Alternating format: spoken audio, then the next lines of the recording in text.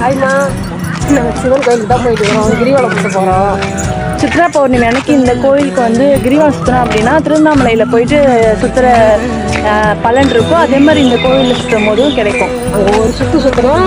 இங்கே வந்து 14 சுற்றணும்.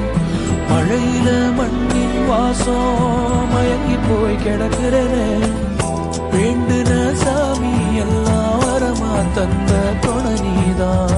நெஞ்சு குழி தவிக்குது அழகே ஒன்ன